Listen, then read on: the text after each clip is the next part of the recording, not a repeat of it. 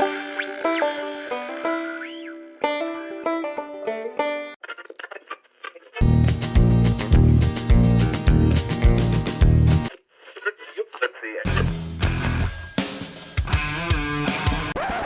right, everyone. Thanks for joining us for another Spin That Shit podcast. Currently, I'm sitting here waiting for Drayton Farley to hook up with us. We're going to talk about music, his new record. It's amazing. You can stream it. It's out. Hard Up Life, solid all the way through. So I'm very happy to have him on here. We're going to talk about some particular songs like American Dream, maybe Pitch and Fits. Those are some of my favorites. I got a list of questions here. We're going to ask him and go from there. So it should be a pretty cool little interview. And just want to say thanks for following. We're on Instagram, Facebook, YouTube, of course, and we're on all streaming platforms. So if you could ring the bell, share, like, do all that good stuff for us on social media to help this thing grow. Garrett's not with us today. Got stuck at work. Got to pay the bills. Totally get it. So just me and Drayton here going to hatch it out. So sit tight, and Drayton be here in just a minute.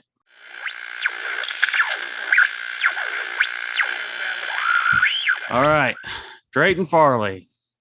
What's up, man? It's nice to have you. Been It's good to following be you for a while. So I Yeah, want to man. definitely talk about this new album you got out. Yeah. And but first I like to start off where you're from, how you got started, and when did you start playing music? I'm from Woodstock, Alabama. It's a small town, about 30 minutes from Birmingham, central of the state. So just kind of started music early.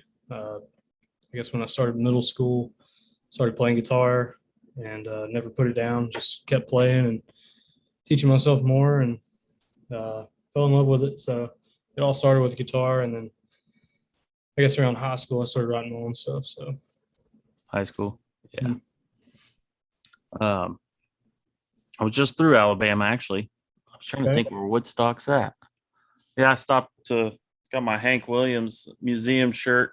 nice. You go to the Stopped beach? down here in Montgomery. Yeah. Yeah, I love Alabama. So influence wise though, who did you really latch on in those early years? I've noticed a trend. Everyone I've had on, like a lot of them were in the heavy punk music and rock. And then now they're like country music and Americana and all this other stuff. I guess same here, man. I got really into the heavy stuff towards I guess seventh grade.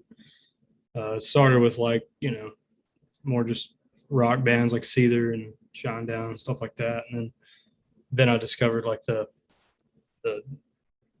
drop tune guitars and the screams and all that. And I was like, what the hell is that? So I just got into that, fell in love with it, and I still am today. That's pretty. I mean, honestly, I listen to more of that stuff than I do country, Americana. But yeah, I mean, I guess started there and stayed there still. But it's hard to do that kind of music with an acoustic guitar and vocals. So. I was in a band, man, and I was the front man that just pretty much screamed my head off back in Yeah. high school days. Yeah, And exactly. I still listen to it too. Like I noticed you were sporting a few months ago a Knock Loose. Oh yeah, Yeah, dude, they are killer, man. yeah. Knocked Loose is one of my favorites. Gosh, Absolutely. they're It's brutal. stupid. I love it.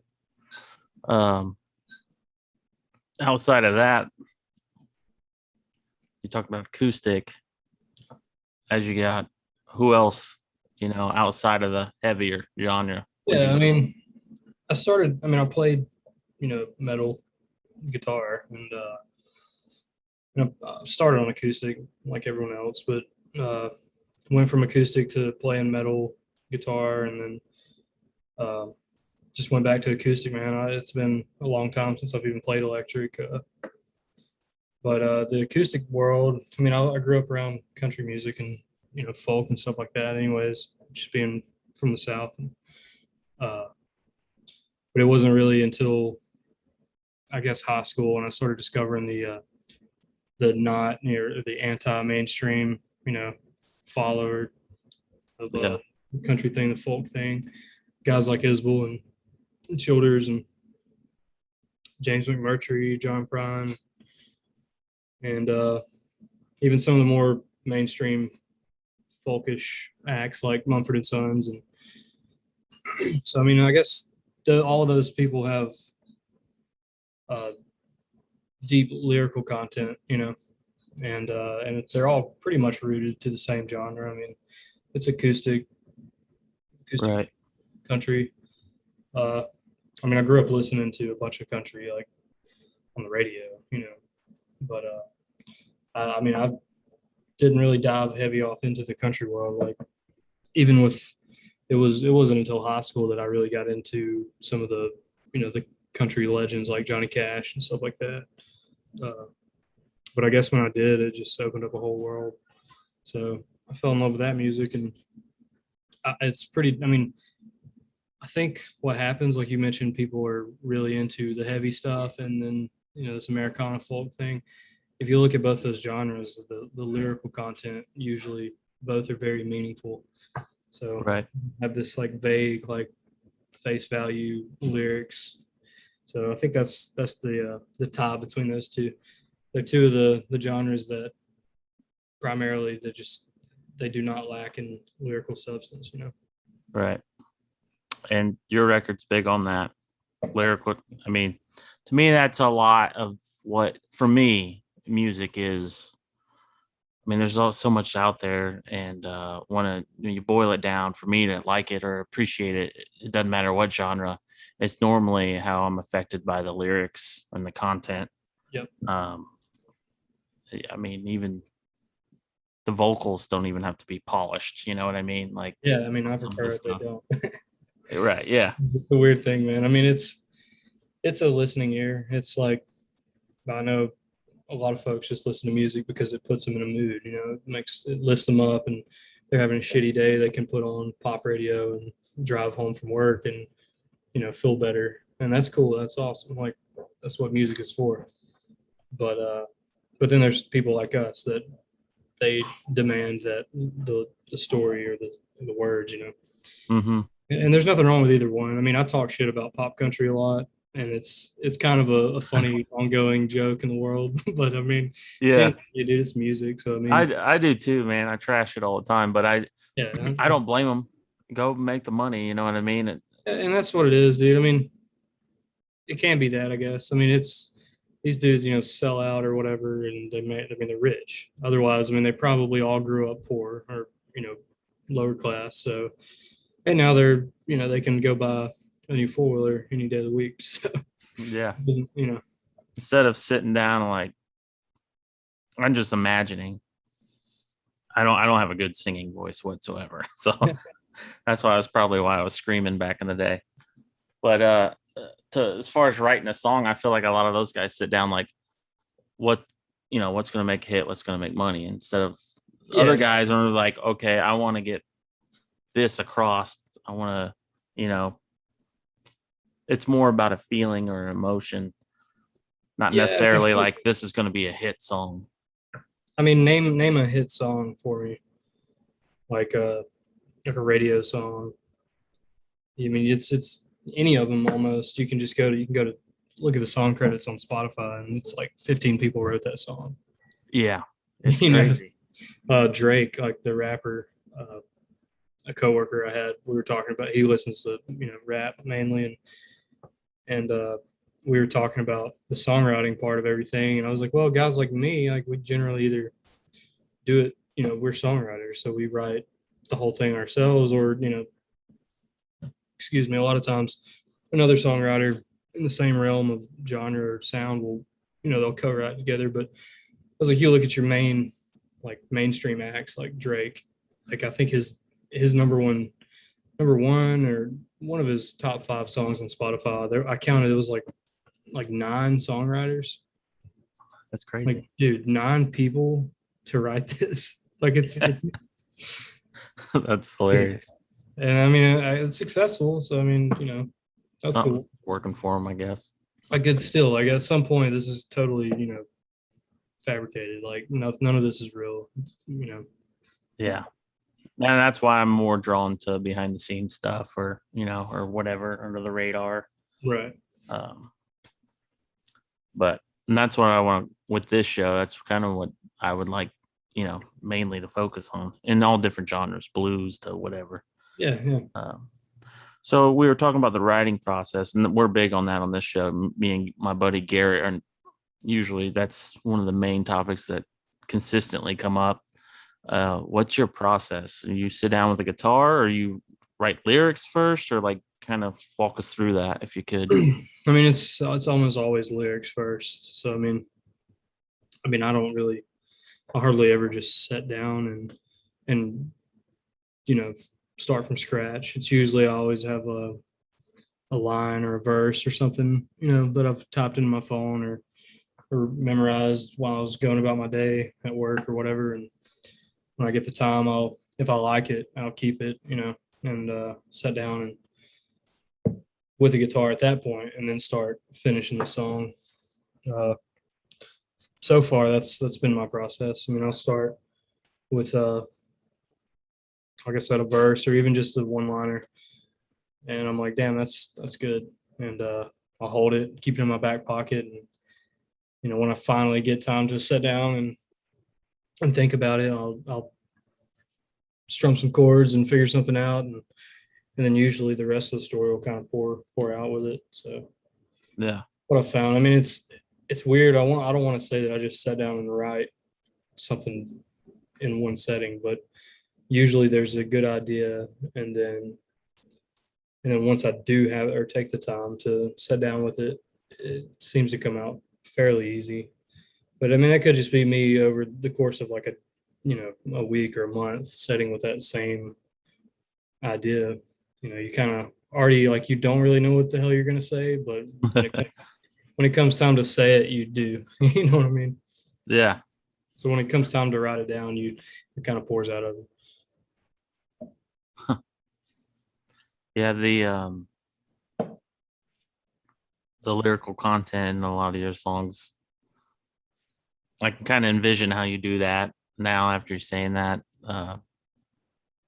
Just kind of coming up, you just have this idea and then run with it later. You got the bulk of it, and then you kind of piece it together like a puzzle.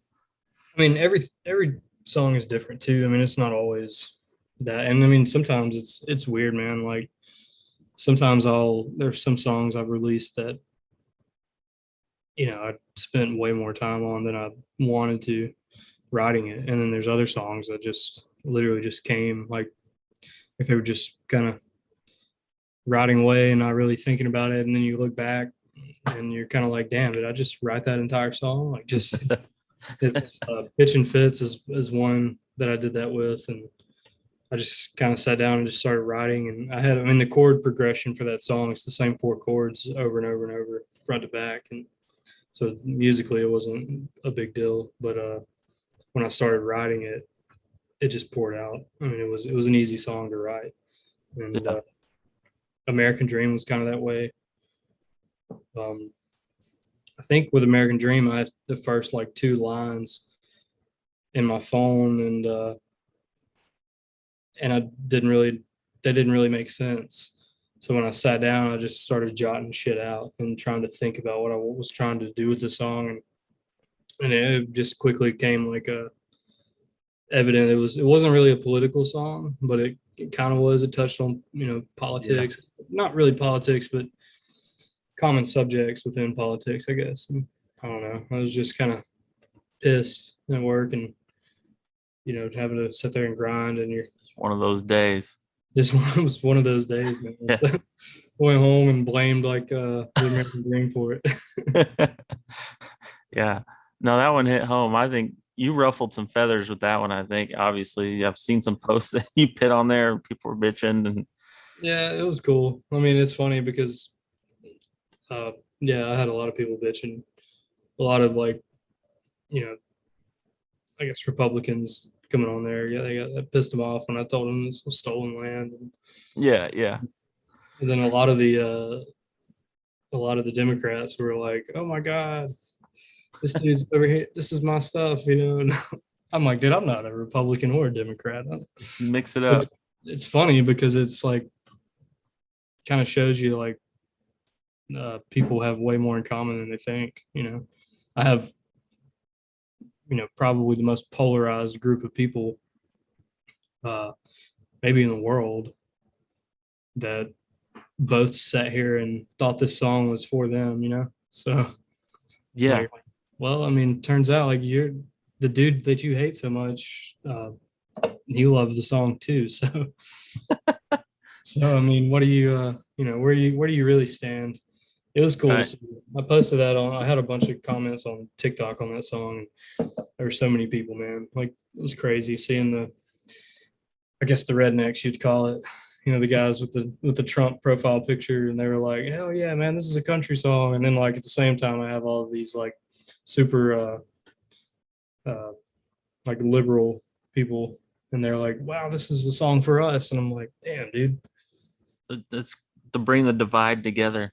Yeah, I guess it. I mean, I'm a bit of an anarchist, I guess you'd say, but it kind of proved a point that the whole highlight of the thing was kind of like maybe your enemy isn't each other, maybe it's the people in charge of us.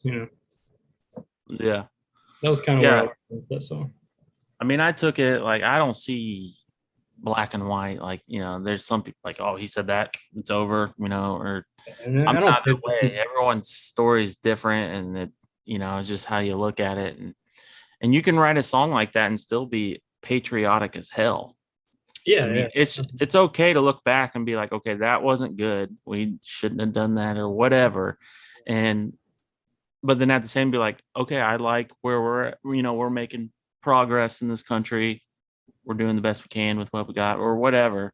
Just if you're looking for something negative, you're gonna find it. You know what I mean? It's true. That's very true.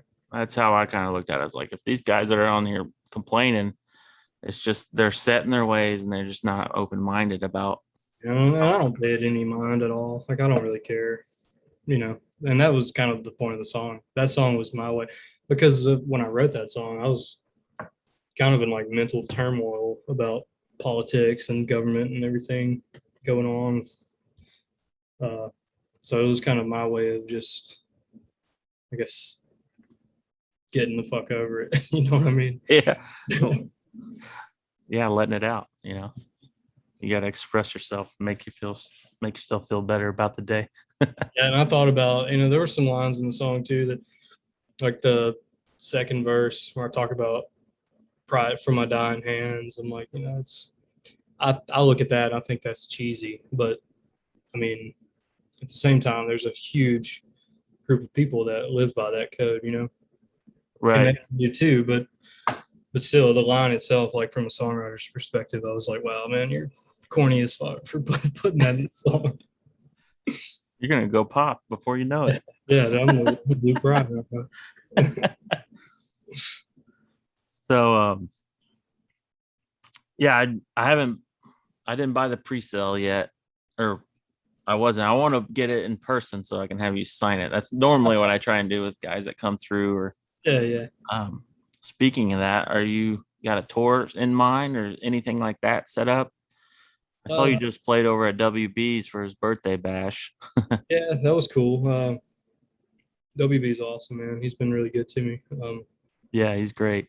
No, there's no tour or anything like that right now. I mean, I just stopped working like 3 weeks ago, so I mean, I just started, pursuing music full time, and I haven't one had the time to make a tour, and two, just the climate we're in right now with COVID and stuff going on. I don't really know if Right. there's a possibility for it, but I do have some, out of state stuff coming up, and here and there, a bunch of local shows. I mean, I plan to do it. It's just as far as this Timing. year goes, yeah, maybe more than likely next year. So Great. Well, make sure you come through Indiana. yeah, I'll try. I'll be there. Um, yeah, WB, he's a great guy. I had him on the show just to talk, bullshit about music, and Yeah, dude, WB is he's a genius. he's got that birthday lineup looked pretty damn good. It was a Coleman great time. Williams and yeah, Yeah, I dude. bet it It was. was So Shooter showed up too. yeah. Shooter showed up and I met him. That was cool. I don't even think he was. No one really knew that he was coming up until I don't know. WB walked up to me and he was like, "Hey man, just heard Shooter's coming." And I was like, "Okay, cool, no pressure. Like that's that's fine. We'll just have Shooter Jennings here." Yeah, Like shit, I might need another drink before I go up there. yeah, dude. I played last too, and I was like, I didn't go on until 1 a.m. and I got to the venue at like 3. So I Oh had plenty damn. of. I was just hanging out at the merch table. I was just drinking beer and Monster Energies and stuff like that. So Yeah. it was a good time, though, man. That was a very special night. Yeah. I'm gonna try and make it out there next year.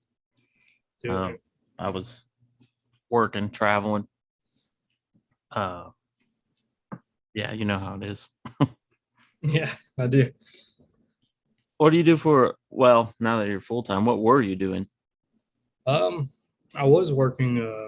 I was working before when I was riding a Heart of Life. So some of the, like blue collar, the job I was talking about there. I was working on an assembly line for an auto manufacturer here in Tuscaloosa, and I've been there for I guess 3 or 4 years, and then left there and started doing auto glass, installing windshields and stuff. And both were, in terms of money and stability, were great jobs.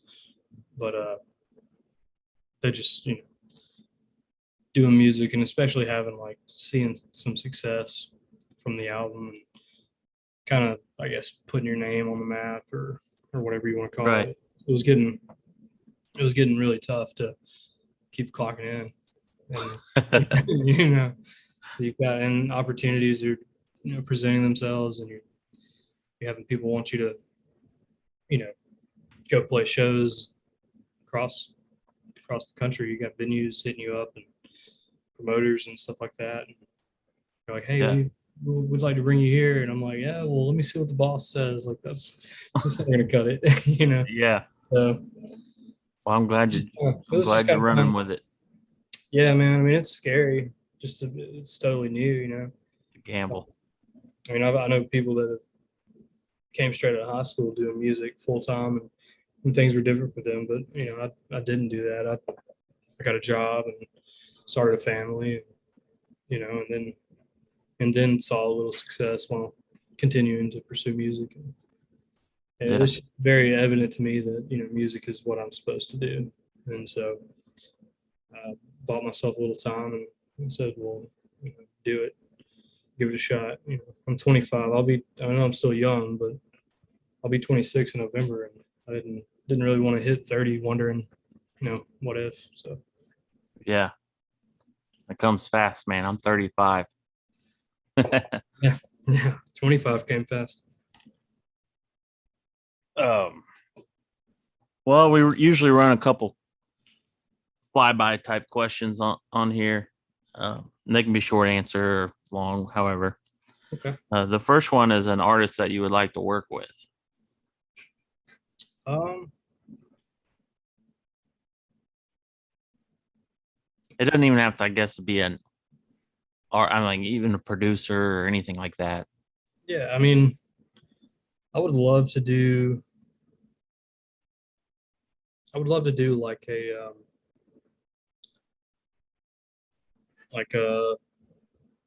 Sheryl Crow, Kid Rock type song with Morgan Wade or Bella White. Yeah, I think that would be really cool.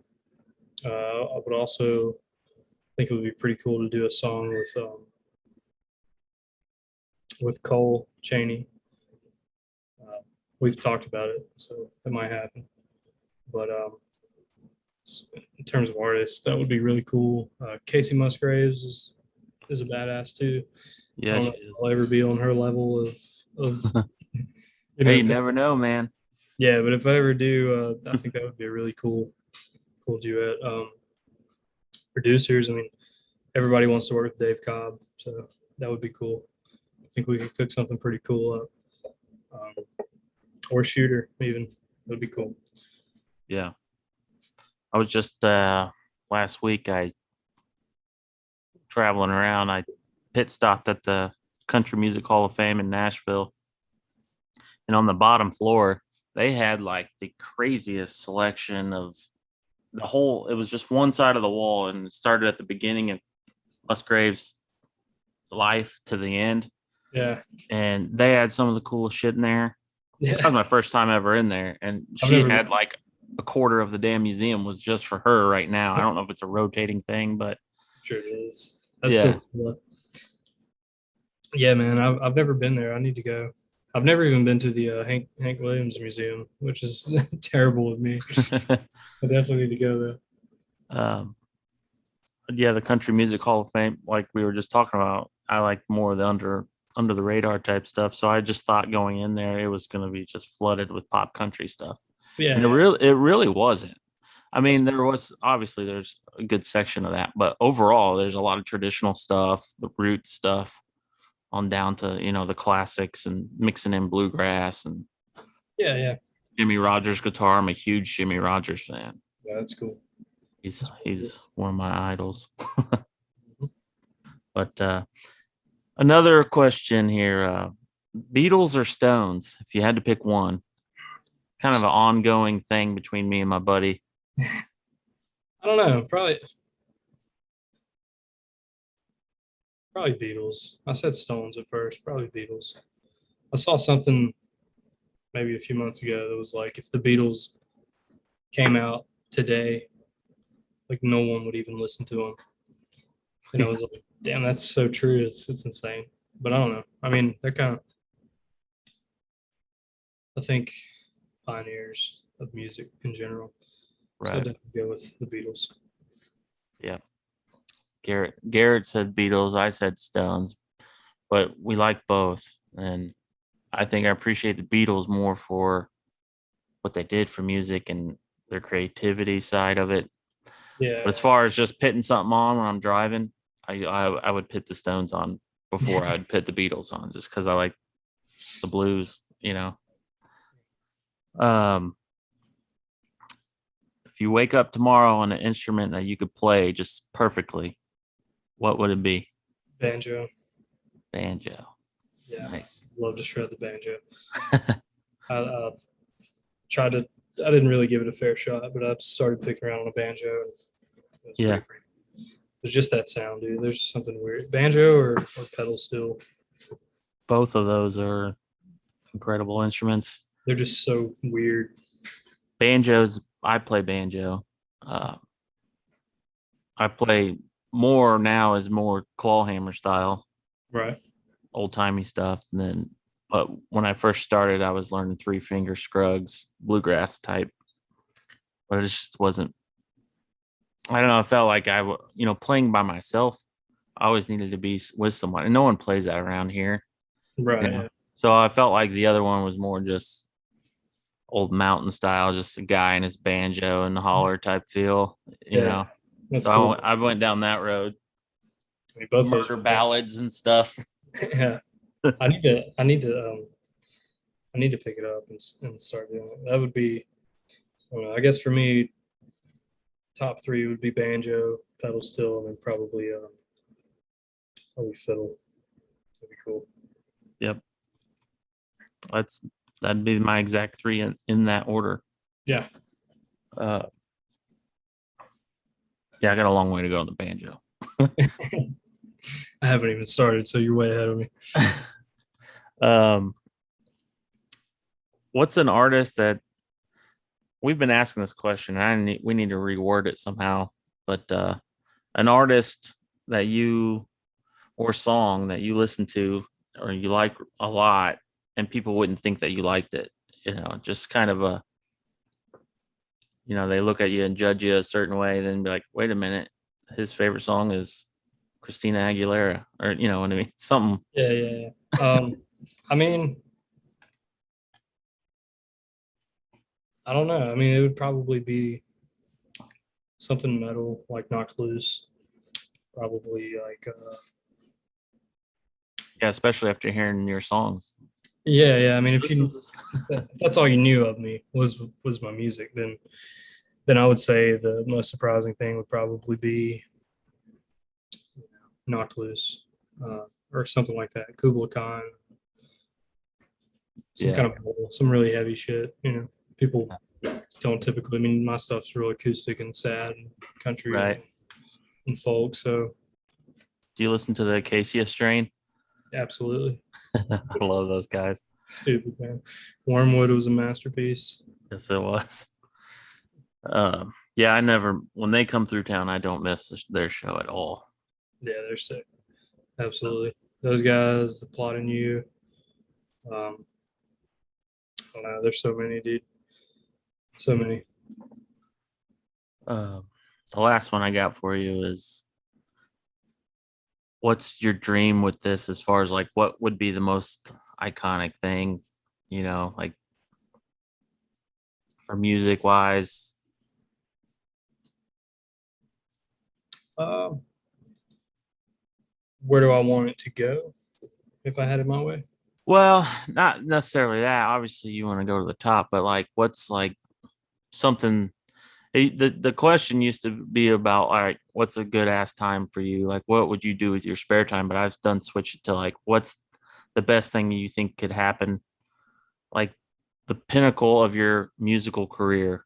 Like I just read Ralph Stanley's book on playing banjo. He said in his book the best thing of his entire career, 50 plus years of playing music, was winning a Grammy and going on stage and performing "Oh Death" on national television.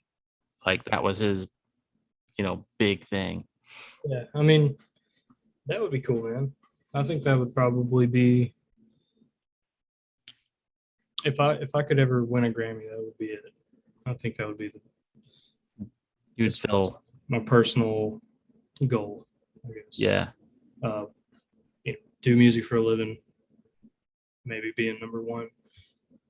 Just make ends meet with music, and then absolutely just I would not mind having a Grammy sitting on a shelf. I didn't think so. I would say yeah, Grammy. We had Jade Brody on. I don't know if you saw that episode or anything, but she said she's starting out. Just what she would love to do is just go rope at a rodeo, and after the after she's done roping, perform that evening, and then she'd be happy with that and be done. Yeah, I mean, It's yeah, like, yeah, man, it's the simple things in life. yeah, it wouldn't take a lot really to make me happy. I mean, if I can do music and not let it like take over my whole life, but make a living doing it, that's all I want to do. I want to write songs and people listen. So Yeah. All right, man. Well, I won't take any more of your time. I definitely appreciate you being on here. I'm a fan, I I'll be appreciate it, man. listening. For sure, dude. Um, It's been good being on here too. I know you've been trying to get me on for a minute, so I yeah, just moved and just kind of got settled down and stuff slowing down for me in terms of not really having to work and stuff like that every day. So right. finally able to make it happen, man. Yeah. Catch you on the road somewhere, or something, I'm sure. Absolutely. Um, you got a website or something we Yeah. can plug in for people listening? Yeah, I mean, you can visit my website. It's draytonfarley.com. Instagram, the I think my name's the only Drayton on there. No, Drayton Farley Music. I'm the only Drayton on Twitter. Uh, yeah, just look me up on Spotify and Apple Music and all the socials and follow me. Good deal, man. All right. We'll be in touch. So Absolutely, dude. Thanks for having me on, man. wish you the best. And maybe we'll have you on in a couple of years from now, see where you're at. Yeah, dude. Do it. All right, man. Take care. You too.